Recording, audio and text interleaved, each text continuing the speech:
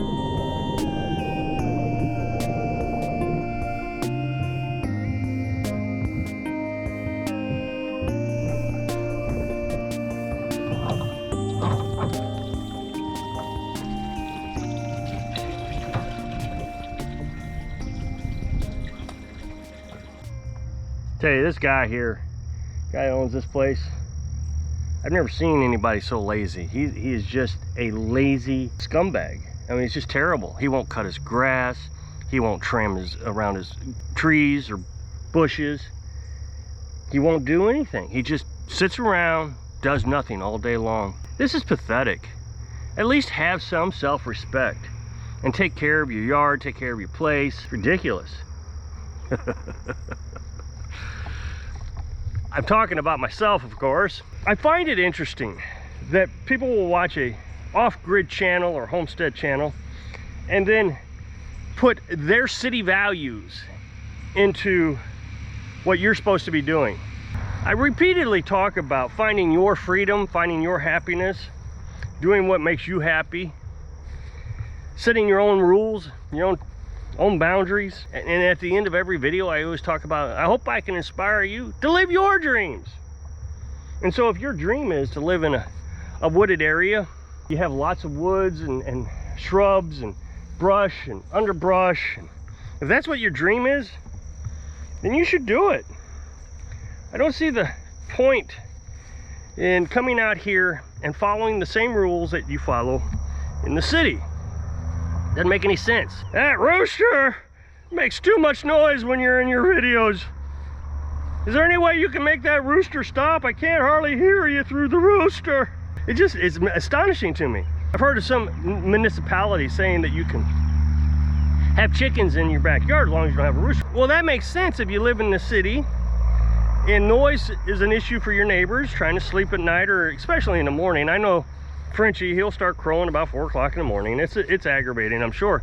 But there's nobody around here who's gonna care. And so what they try to do is, no matter where you're at, no matter what you do, they try to impose these city values on you. I don't even live in a municipality. I live outside of city limits. So there's not any regulations they could really impose on me anyways. And the nearest city to me is unincorporated. They voted to unincorporate, voted. They had a city mayor, and they had a city council, and they had a city hall, and all that stuff, and they chose to stop. So now the streets aren't maintained, they have to maintain them themselves, and the city park isn't maintained, they have to maintain it themselves. And that's kind of the mentality that you get when you come out here. Who cares if my yard is trimmed up and manicured? That's not the point of being out here. Now, I can make my excuses as to why I don't cut the grass once a week on schedule. Whoever's going to watch this and criticize is just going to say just that. It's an excuse. But here's my reasoning. Whether you like it or not, it's just the reason that I came up with, and I'm happy with my reasoning. One, gas prices are really high. And the more I have to run the lawnmower, the more gas I use, obviously. Well, I've learned that as long as the grass doesn't get so tall that the lawnmower gets bogged down, I use the same amount of gas when cutting if I wait 2.5 weeks as I do if the grass is only 1 week tall. And the reason is because I can't drive around the yard very fast. I got a lot of obstacles I got to get around. So it's a lot of backing up and going forward, backing up and going forward. So if you go slow, which I would have to go slow whether I was doing it once a week or every 2 weeks or every 2.5 weeks, I use the same amount of gas. Secondly, I have found that if you let your grass grow taller and then you take your mower deck and you raise it all the way up, you have a more full, healthier yard. Now, I know there are people that are going to say, well, you got to cut it short because it just grows too fast and you'd have to cut it more frequently. And it's just not true. Grass grows the same distance, the same length, no matter if it's your deck's all the way up or down. The last reason is I'm trying to preserve the lawnmower.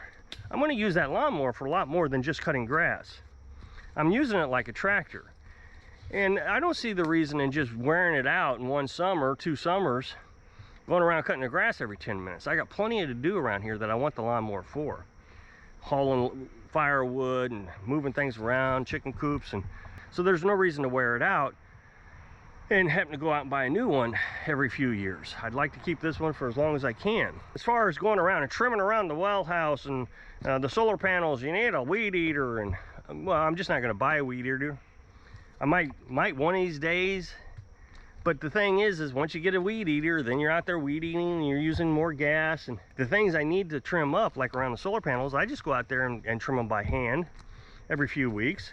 I got the push mower, so I try to push more what I can to get closer to the trees and different things. But again, I only do that every other mowing. So let's say I mow every 2 weeks, so it takes about 4 weeks for me to go around. I just don't see the point.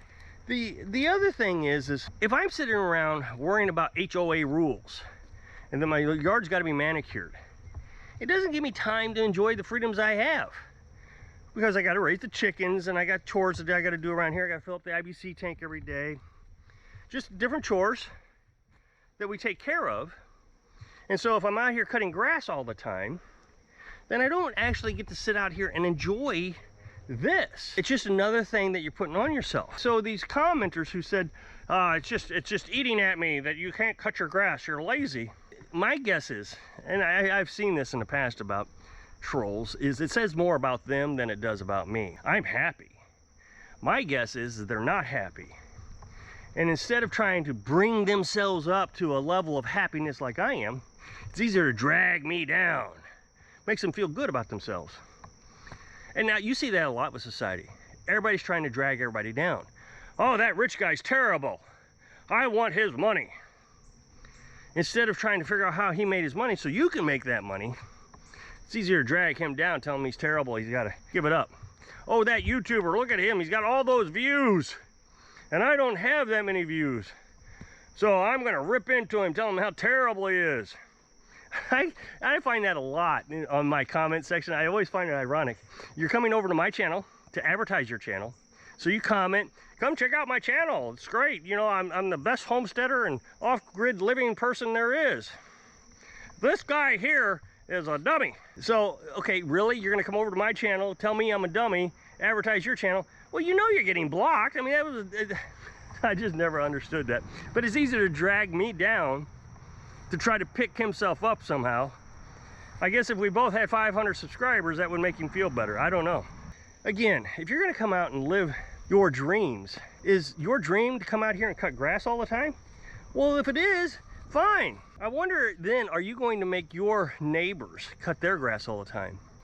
So I hope I can inspire you to set aside social standards so you can live your dream. Thanks for watching.